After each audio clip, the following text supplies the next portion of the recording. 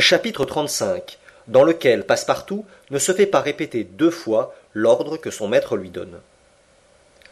Le lendemain, les habitants de Saville Row auraient été bien surpris si on leur eût affirmé que Mr. Fogg avait réintégré son domicile.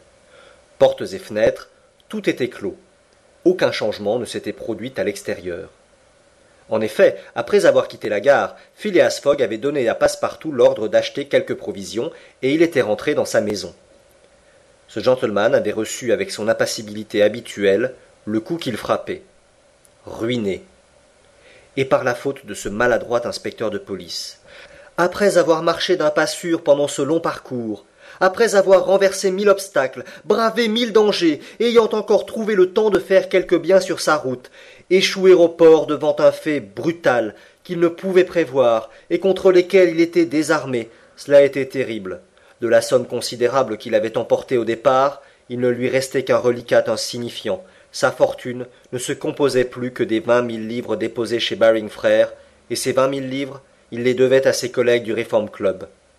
Après tant de dépenses faites, ce pari gagné ne l'eût pas enrichi, sans doute, et il est probable qu'il n'avait pas cherché à s'enrichir, étant de ces hommes qui parient sur l'honneur, mais ce pari perdu le ruinait totalement. Au surplus, le parti du gentleman était pris, il savait ce qu'il lui restait à faire. Une chambre de la maison de Saville Row avait été réservée à Miss Aouda. La jeune femme était désespérée. À certaines paroles prononcées par Mr. Fogg, elle avait compris que celui-ci méditait quelque projet funeste. On sait, en effet, à quelles déplorables extrémités se portent quelquefois ces Anglais monomanes sous la pression d'une idée fixe. Aussi Passepartout, sans en avoir l'air, surveillait-il son maître.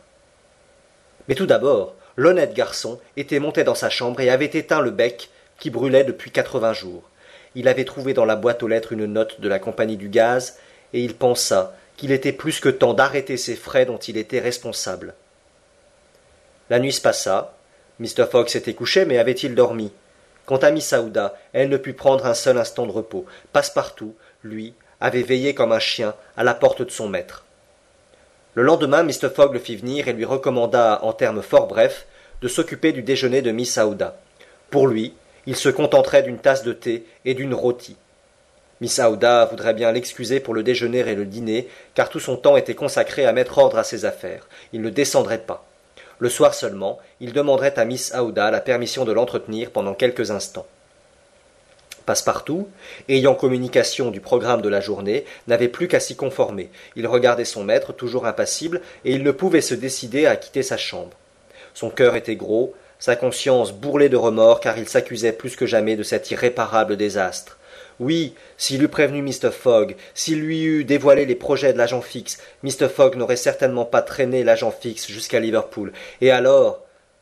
Passepartout ne put plus y tenir. « Mon maître, Monsieur Fogg, s'écria-t-il, maudissez-moi, c'est par ma faute que... » Je n'accuse personne, répondit Phileas Fogg du ton le plus calme. Allez. Passepartout quitta la chambre et vint trouver la jeune femme à laquelle il fit connaître les intentions de son maître. Madame, ajouta-t-il, je ne puis rien par moi-même, rien, je n'ai aucune influence sur l'esprit de mon maître. Vous, peut-être... Quelle influence aurais-je? Répondit Miss Aouda. Mr. Fogg n'en subit aucune. A-t-il jamais compris que ma reconnaissance pour lui était prête à déborder? A-t-il jamais lu dans mon cœur? Mon ami, il ne faudra pas le quitter, pas un seul instant. Vous dites qu'il a manifesté l'intention de me parler ce soir? Oui, madame, il s'agit sans doute de sauvegarder votre situation en Angleterre. Attendons, répondit la jeune femme qui demeura toute pensive. Ainsi, pendant cette journée du dimanche, la maison de Saville Row fut comme si elle eût été inhabitée, et pour la première fois depuis qu'il demeurait dans cette maison, Phileas Fogg n'alla pas à son club quand 11h30 sonnèrent à la tour du Parlement. Et pourquoi ce gentleman se fût-il présenté au Reform Club? Ses collègues ne l'y attendaient plus, puisque la veille, au soir, à cette date fatale du samedi 21 décembre, à 8h45, Phileas Fogg n'avait pas paru dans le salon du Reform Club. Son pari était perdu. Il n'était même pas nécessaire qu'il allât chez son banquier pour y prendre cette somme de 20 000 livres. Ses adversaires avaient entre les mains un chèque signé de lui, et il suffisait d'une simple écriture à passer chez Baring Frères pour que les 20 000 livres fussent portés à leur crédit. Mr. Fogg n'avait donc pas à sortir, et il ne sortit pas. Il demeura dans sa chambre, et mit ordre à ses affaires. Passepartout ne cessa de monter et de descendre l'escalier de la maison de Saville Row. Les heures ne marchaient pas pour ce pauvre, Il écoutait à la porte de la chambre de son maître, et ce faisant, il ne pensait pas commettre la moindre indiscrétion. Il regardait par le trou de la serrure, et il s'imaginait avoir ce droit. Passepartout redoutait à chaque instant quelque catastrophe. Parfois, il songeait à Fix. Mais un revirement s'était fait dans son esprit. Il n'en voulait plus à l'inspecteur de police. Fix s'était trompé, comme tout le monde, à l'égard de Phileas Fogg, et en le filant, en l'arrêtant, il n'avait fait que son devoir, tandis que lui. Cette pensée l'accablait, et il se tenait pour le dernier des misérables. Quand enfin Passepartout se trouvait trop malheureux d'être seul, il frappait à la porte de Miss Aouda. Il entrait dans sa chambre, il s'asseyait dans un coin sans mot dire, et il regardait la jeune femme, toujours pensive. Vers 7h30 du soir, Mr. Fogg fit demander à Miss Aouda si elle pouvait le recevoir, et quelques instants après, la jeune femme et lui étaient seuls dans cette chambre. Phileas Fogg prit une chaise et s'assit près de la cheminée, en face de Miss Aouda. Son visage ne reflétait aucune émotion. Le Fogg du retour était exactement le Fogg du départ, même calme, même impassibilité. Il resta sans parler pendant 5 minutes. Puis, levant les yeux sur Miss Aouda, « Madame, dit-il, me pardonnerez-vous de vous avoir amenée en Angleterre ?» « Moi, monsieur Fogg, répondit Miss Aouda en comprimant les battements de son cœur. « Veuillez me permettre d'achever, reprit Mr. Fogg. Lorsque j'eus la pensée de vous entraîner loin de cette contrée devenue si dangereuse pour vous, j'étais riche, et je comptais mettre une partie de ma fortune à votre disposition. Votre existence eût été heureuse et libre.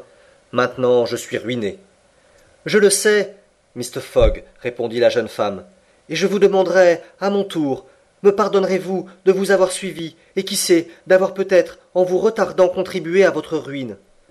Madame, vous ne pouviez rester dans l'Inde, et votre salut n'était assuré que si vous vous éloigniez assez pour que ces fanatiques ne pussent vous reprendre. Ainsi, monsieur Fogg, reprit Miss Aouda, non content de m'arracher à une mort horrible, vous vous croyiez encore obligé d'assurer ma position à l'étranger.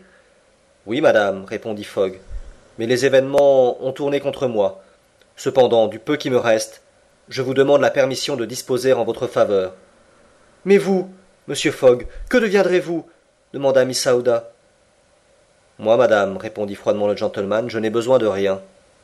Mais comment, monsieur, envisagez-vous donc le sort qui vous attend? Comme il convient de le faire, répondit Mr. Fogg. En tout cas, reprit Miss Aouda, la misère ne saurait atteindre un homme tel que vous. Vos amis. Je n'ai point d'amis, madame. Vos parents. Je n'ai plus de parents. Je vous plains alors, monsieur Fogg, car l'isolement est une triste chose. Quoi? Pas un cœur pour y verser vos peines. On dit cependant qu'à deux la misère elle-même est supportable encore. On le dit, madame. Monsieur Fogg, dit alors Miss Aouda qui se leva et tendit sa main au gentleman, voulez-vous à la fois d'une parente et d'une amie, voulez-vous de moi pour votre femme? Mr. Fogg, à cette parole, s'était levé à son tour. Il y avait comme un reflet inaccoutumé dans ses yeux, comme un tremblement sur ses lèvres. Miss Aouda le regardait. La sincérité, la droiture, la fermeté et la douceur de ce beau regard d'une noble femme qui ose tout pour sauver celui auquel elle doit tout, l'étonnèrent d'abord, puis le pénétrèrent. Il ferma les yeux un instant comme pour éviter que ce regard ne s'enfonçât plus avant. Quand il les rouvrit, « Je vous aime, dit-il simplement. Oui, en vérité, par tout ce qu'il y a de plus sacré au monde, je vous aime, et je suis tout à vous. »« Ah !» s'écria Miss Aouda en portant la main à son cœur. Passepartout fut sonné. Il arriva aussitôt. Mr. Fogg tenait encore dans sa main la main de Miss Aouda. Passepartout comprit, et sa large face rayonna comme le soleil au zénith des régions tropicales. Mr. Fogg lui demanda s'il ne serait pas trop tard pour aller prévenir le révérend Samuel Wilson de la paroisse de Marylebone. Passepartout sourit de son meilleur sourire. « Jamais trop tard, dit-il. »« Ce serait pour demain, lundi, dit-il. »« Pour demain lundi ?» demanda Mr. Fogg en regardant la jeune femme. « Pour demain lundi, » répondit Miss Aouda. Passepartout sortit, tout courant. Le garçon